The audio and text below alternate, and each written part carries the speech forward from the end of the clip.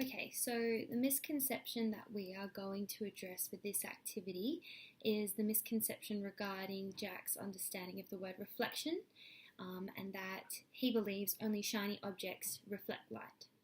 So first off in the activity, we're going to do a think, observe, explain type activity. So first the children are going to come together, they're going to think what reflects light. This will be a class discussion. We'll also touch on the other two processes of absorbing and transmitting light, but we're going to be focusing on reflection for this activity. So we're going to ask students, what do you think reflects light? Can a piece of paper reflect light? Can a mirror reflect light? That sort of thing, and kind of get them thinking and determine who has which misconceptions. Then we're going to go on to the activity which is called a light hunt. So I got this from Mascara 2014, which I've referenced in the assignment. Basically, students will have a worksheet like this one here. So it will be just a simple worksheet. Either they can make it themselves or I'll print one out for them. And it will just say light hunt in the middle or reflection, something like that. And then we'll have reflects all light.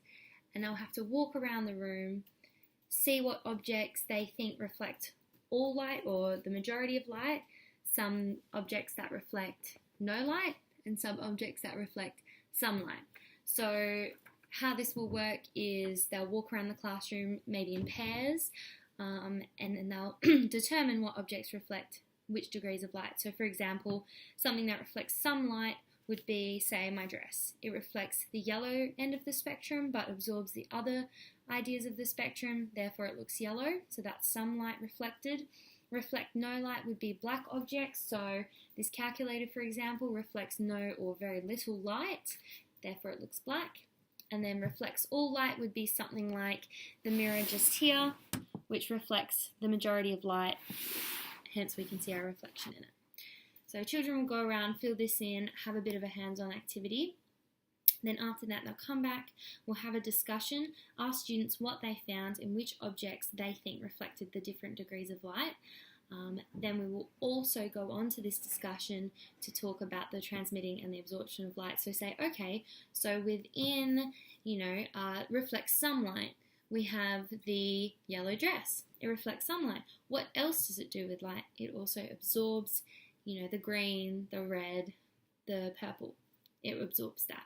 And then we can have a look at, say, a mirror or a pane of glass. This glass of water, for example, it does reflect some light because I can see my reflection in it, but it also transmits light because the light can go through it.